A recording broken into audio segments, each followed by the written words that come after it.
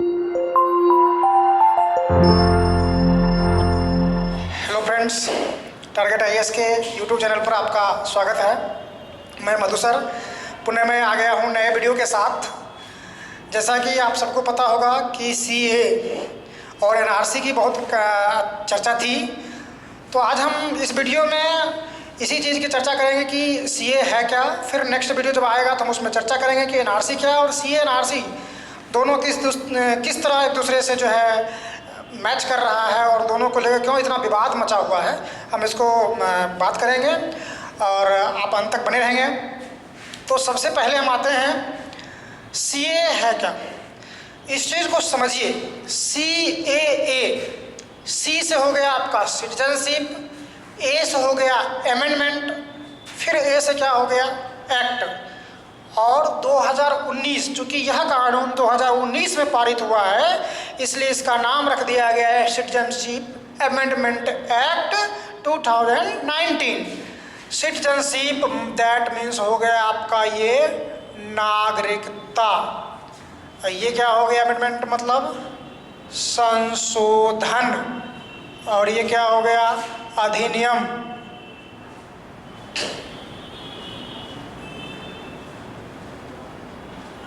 और ये हो गया आपको 2019।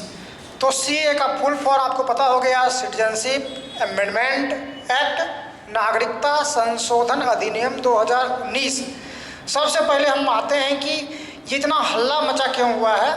अब इसको जानने का हम प्रयास करेंगे इस वीडियो में। इसमें विवाद क्या है इसको जानने का प्रयास करेंगे, और एनआरसी का जो मुद्दा है दूसरों से कैसे लिंकअप है इसको जानने का प्रयास करेंगे। इसके लिए आप वीडियो के अंत तक बने रहेंगे।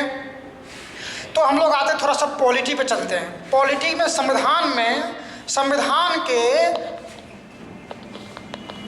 भाग 2, संविधान के भाग 2 के आर्टिकल 5 से लेकर के 11 तक में, भाग 2 संविधान के भाग 2 के अंतर्गत आर्टिकल 5 से 11 तक में जो है नागरिकता संबंधी प्रावधान दिया गया है। एग्जाम के पॉइंट ऑफ व्यू से बहुत ही इंपॉर्टेंट है भाग 2। और आर्टिकल 5 to 11 तक में जो है नागरिकता से संबंधित प्रावधान दिया गया है।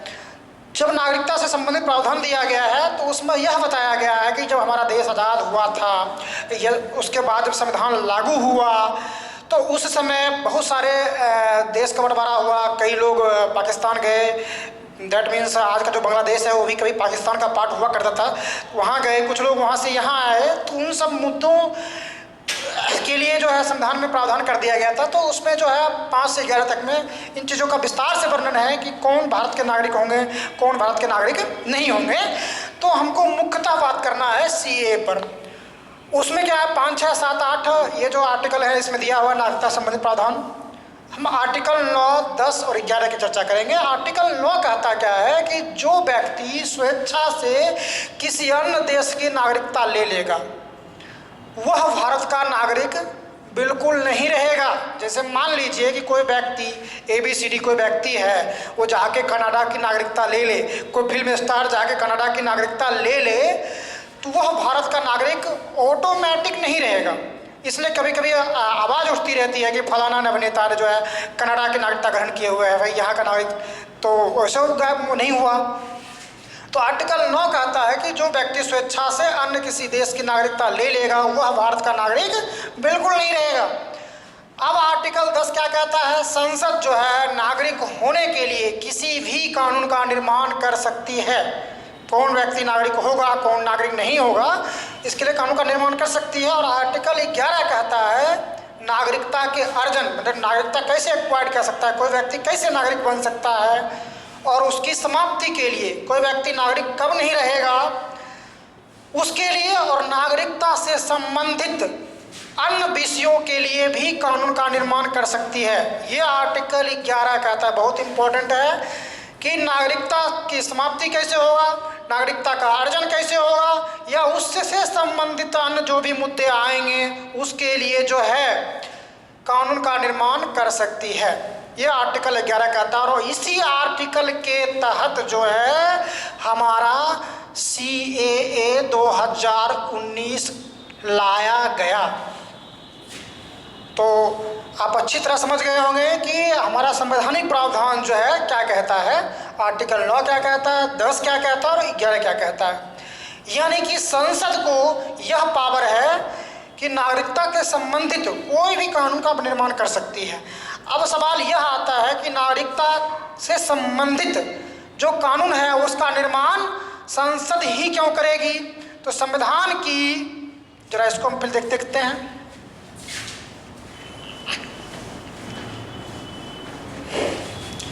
संविधान की 7वीं अनुसूची में कि संघ सूची, राज्य सूची और संवर्ती सूची तीनों का विभाजन किया हुआ है कि किस विषय पर कानून का निर्माण राज्य कर सकता है और किस विषय पर केंद्र कर सकता है।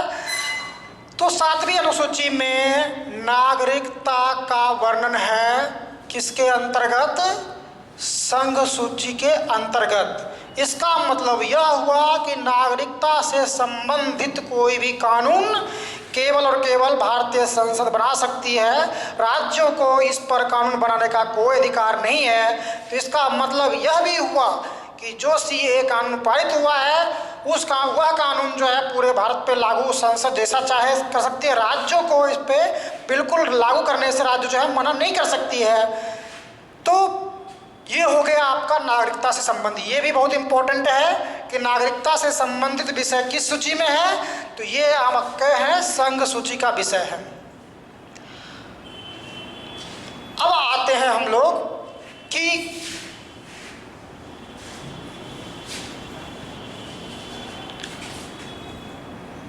नागरिकता अधिनियम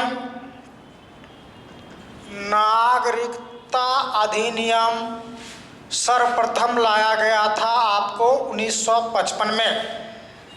जब 1955 में नागरिकता अधिनियम लाया गया, उसमें यह प्रावधान किया गया था कि कोई भी व्यक्ति नागरिक कैसे बनेगा भारत का और किसी की नागरिकता कैसे जाएगी। उसी अधिनियम में समय समय पर क्या हुआ, संशोधन होता रहा। जैसे 86 में हुआ, 92 में हुआ, 2003 में भी हुआ था, 2015, अब जो है 2019 में ये संशोधन लाया गया है। तो जो नागरिकता अधिनियम 1955 पारित हुआ था उसी में ये संशोधन लाया गया है, जिसको हम लोग कह रहे हैं कि सीएए।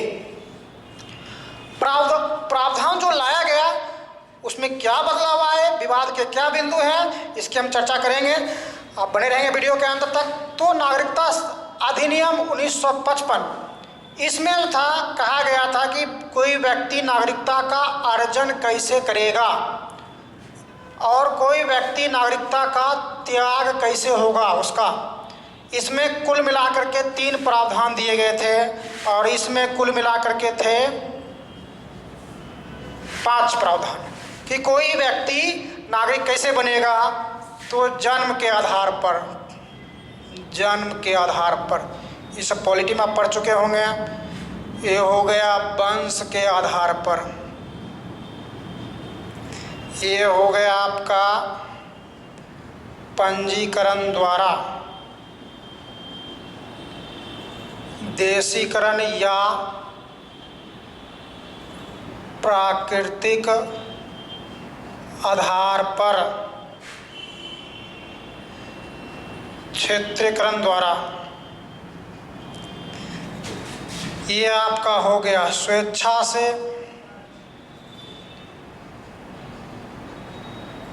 बर्खास्तगी, नागरिकता का त्याग आप स्वेच्छा से करेंगे, बर्खास्तगी, और एक जो है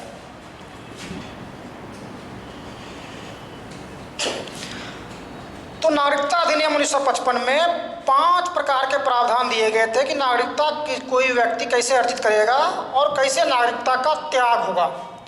सबसे पहला है कि जन्म के आधार पर, अगर कोई व्यक्ति भारत में जन्म लिया है तो वह भारत का नागरिक माना जाएगा तब जब उसके माँ या बाप में से कोई एक भारत का नागरिक हो। फिर से समझ लीजिए, कोई व्यक्ति अगर भारत में जन्म लिया है वो भारत का नागरिक माना जाएगा तब जब उसके माँ या बाप जो है उसमें से कोई एक व्यक्ति जो है भारत का नागरिक हो। ऐसा नहीं है कि किसी विदेशी व्यक्ति आकर के यहाँ जन्म ले लेगा तो भारत का नागरिक हो जाएगा। ऐसा भारत में जो राजदूत रह रहे हैं या शत्रु देश के जो व्यक्ति हैं वो आकर के अगर यहाँ बच्चे पैदा करते तो उनको नागरिकता नहीं मिल जाएगी। तो जन्म के आधार पर नागरिकता मिलेगी तब उस बच्चे को, जब उसके माँ या बाप में से कोई भारत का नागरिक हो। उसी प्रकार वंश के आधार पर है कि भाई किसी के वंशज यहाँ का रहा और विदेश में पैदा ले लिया हो तो फिर वो नागरिक माना जाएगा। उसी प्रकार पंजीकरण द्वारा मान लीजिए वर्षों से भारत में रह रहा हो और रजिस्ट्रेशन के लिए भारत सरकार को आवेदन देता है कि भाई हमको नागरिक बना लो। फिर उसी प्रकार देशीकरण प्राकृतिक आधार पे भी है। और क्षेत्र समाविष्ट द्वारा, इसको बोलते हैं क्षेत्र समाविष्ट। मान लीजिए ना कि पूरा का पूरा कोई देश जो है हमारे अंदर में आ जाए, या जैसे मान लीजिए कभी गोवा आया हमारे अंदर में तो उसके नागरिक जो है हमारे नागरिक हो जाएंगे। जैसे मान लीजिए कि हमने किसी देश को पूरी तरह जीत लिया है और वह क्षेत्र जो हमारा हो जाएगा तो उसके नागरिक भी तो हमारे हो जाएंगे ना, तो वो क्या हो जाएगा कि हम ऑटोमेटिक भारत का नागरिक बन जाएगा। उसी प्रकार है स्वेच्छा से कोई त्यागपत्र दे देगा। मान लीजिए हमको इच्छा नहीं है भारत का नागरिक बनने का, हमको मन है कनाडा का नागरिक बन जाए, तो क्या करेगा कि भाई स्वेच्छा से त्यागपत्र दे सकता है।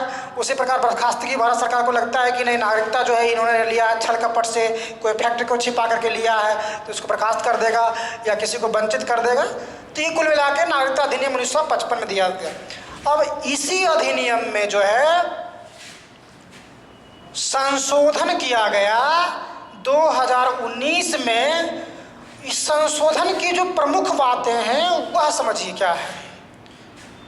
संशोधन की प्रमुख बातें जो है 6 धर्म आपको याद रखना है। 6 धर्म के लोग, ये धर्म कौन कौन है उसको रट लीजिएगा। हिंदू ऐसे रटिएगा,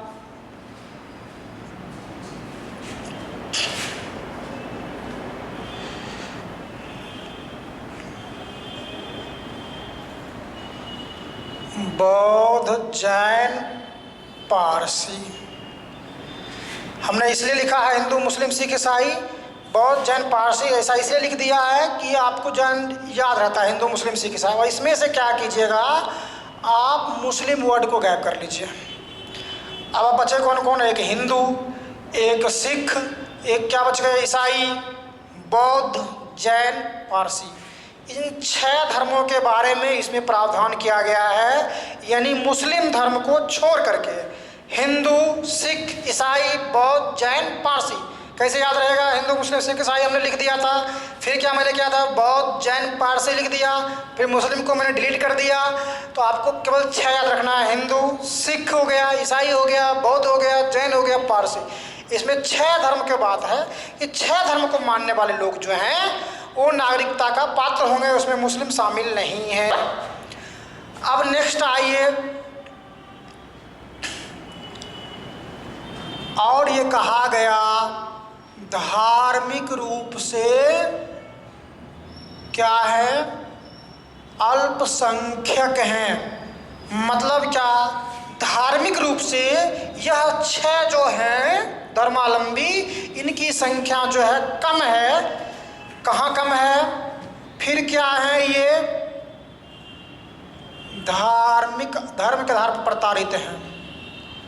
धर्म के आधार पर क्या है, ये प्रताड़ित हैं। भाई हिंदू कहाँ प्रताड़ित रहे, हिंदुस्तान तो होगा नहीं भाई। तो ये जो देश है किन किन देशों में प्रताड़ित हैं, एक हो गया आपका पाकिस्तान, दूसरा हो गया आपको अफगानिस्तान, और तीसरा क्या हो गया आपको बांग्लादेश। आपको मोटा मोटी यही चीज़ याद रखना है। और एक आपको याद रखना है डेट, 31 दिसंबर 2019। चलिए चर्चा करते हैं। सीए जो कानून पारित हुआ उस कानून में यह प्रावधान किया गया कि 6 धर्म को मानने वाले लोग, कौन कौन धर्म है, हिंदू, सिख, ईसाई, बौद्ध, जैन और पारसी। इन 6 धर्म को मानने वाले लोग जो हैं वो भारत में नागरिकता के लिए आवेदन दे सकते हैं, भारत का नागरिक बन सकते हैं। उसमें क्या किया गया कि मुस्लिम धर्मावलंबी को छोड़ दिया गया। अब ये कहा गया कि धार्मिक रूप से क्या हैं, अल्पसंख्यक हैं। ये जो 6 धर्म के लोग हैं ये अल्पसंख्यक हैं, और उन देशों में जिन देशों से वो नागरिक, जिन देशों के वो नागरिक पहले थे या अभी भी हैं, धर्म के आधार पर प्रताड़ित थे, उन देशों में उसकी प्रताड़ना होती थी धर्म के आधार पे। वो कौन कौन देश थे? पाकिस्तान, अफगानिस्तान और बांग्लादेश। इन 3 मुल्कों में इन 6 धर्मों की संख्या जो है वह कम है अपेक्षाकृत, मुस्लिमों के अपेक्षाकृत। और दूसरा क्या है कि वो ऐसा कहना है कि वो प्रताड़ित हैं, वहाँ पर उनको प्रताड़ना होते हैं। विभिन्न रिपोर्टों से आप पेपरों में या वगैरह रिपोर्टों से आप देखते होंगे ये प्रताड़ित हैं। तो इनको जो है अवैध रूप से भारत में आगे भेज, अवैध कौन है? जो किसी भी वैध दस्तावेज के बिना भारत में आ गए, या मान लीजिए कि वैध दस्तावेज के साथ आए लेकिन जिस पीरियड तक इनको रहना था उस पीरियड के बाद भी ये भारत में रह गए, वापस लौट के नहीं गए, इसको अवैध माना गया है। अवैध रूप से घुस गए, जिसी को कहा जाता है घुसपैठिया। तो जो अवैध घुसपैठिए हैं उनको जो है उनको वैधता प्रदान करना है, क्योंकि वह नागरिक वो जो है वो अपने देश में जाना वापस नहीं चाहते हैं, क्योंकि वहाँ पर उनको काफ़ी प्रताड़ित किया गया है, उनकी जान का नुकसान संभावना है, इसलिए वो वापस जाना नहीं चाहते हैं। तो मानवता के दृष्टिकोण से भारत सरकार चाहती है कि इन छह धर्मावलंबियों को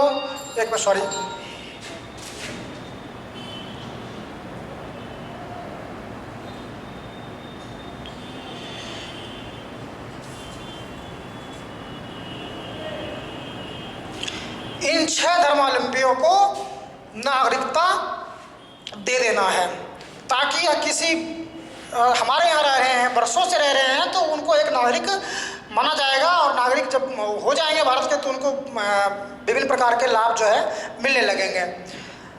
अब यह मुल्क कौन कौन है भाई? पाकिस्तान, एक मुल्क अफगानिस्तान है, एक और मुल्क है बांग्लादेश है। ये केवल 3 आपको याद रखना है। 6 धर्म को याद रखना है। धार्मिक रूप से क्या होना चाहिए? अल्पसंख्यक होना चाहिए, और धर्म के आधार पर क्या है? प्रताड़ित हैं। और 31 दिसंबर 2014 तक जो भारत में आ चुके हैं, यह भी कंडीशन जोड़ दिया गया है कि 31 दिसंबर 2014 तक जो अवैध रूप से आ गए भारत में, वही इसके योग्य होंगे, इस कानून के दायरे में आएंगे। अब सवाल ये है कि कानून पारित कब हुआ है? 2019 में। 14 किया गया, कितने साल का अंतर हो गया? पूरे 5 साल।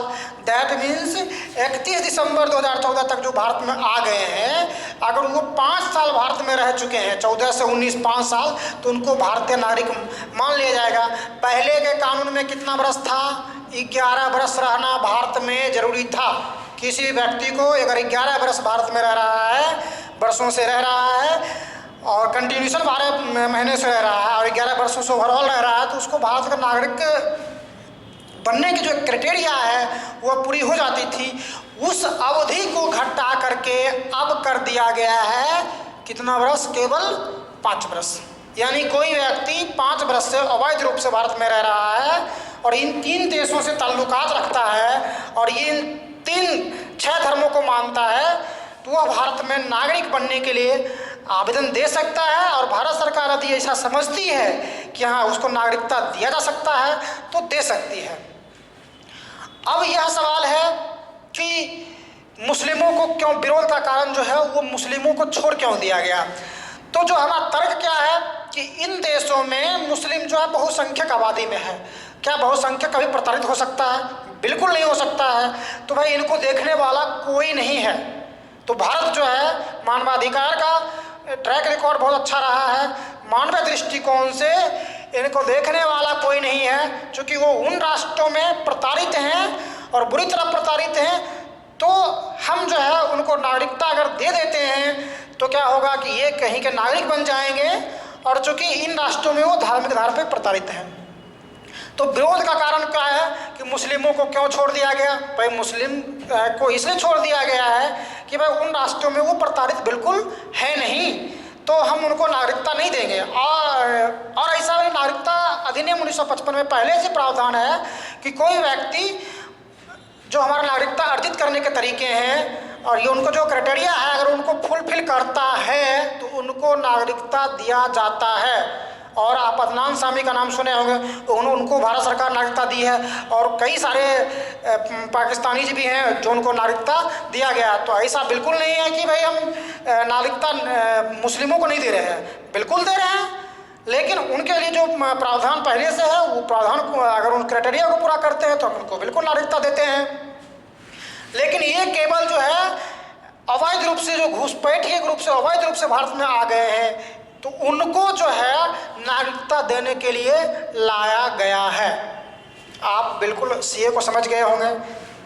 अब हम आते हैं कि एनआरसी भाई क्या है। तो हम अगले वीडियो में देखेंगे कि सीए और एनआरसी दोनों में क्या लिंकअप है, और एनआरसी को जब सीए से मिला दिया जाता है तब जो शंकाएं उत्पन्न होती है, ऐसा क्यों उत्पन्न होती है, इसको हम नेक्स्ट वीडियो में देखेंगे।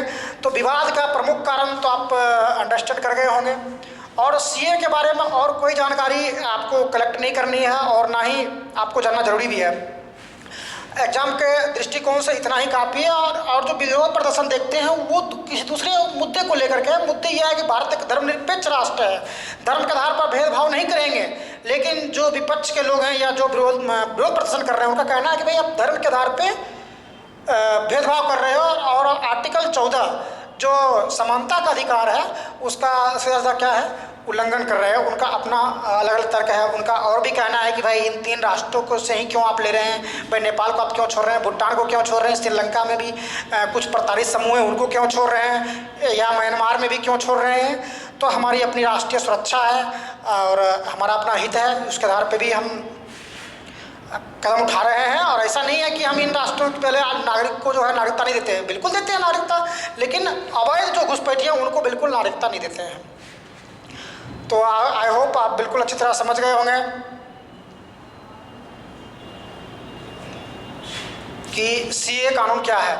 तो हम नेक्स्ट वीडियो में देखेंगे कि भाई एनआरसी क्या है, और सीए और एनआरसी दोनों को जब मिला दिया जाता है तो किस तरह का विवाद उत्पन्न होता है, इसी किस तरह की शंका है।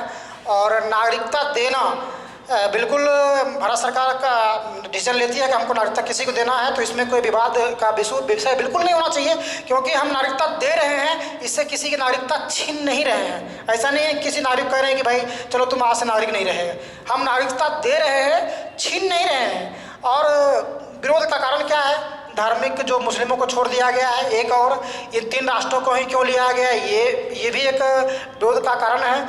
और असम जो आपका नॉर्थ ईस्ट का इलाका है उसमें भी विरोध प्रदर्शन होने का अपना एक अलग कारण है।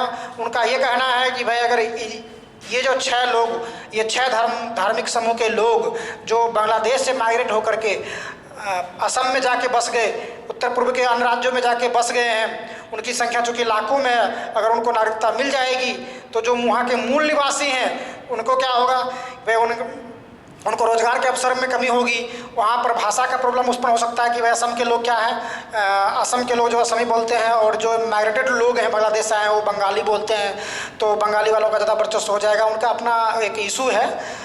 और इन्हीं सब को हम अगले वीडियो में देखते हैं। और एक चीज़ और आपका जानना जरूरी था कि ये जो कानून है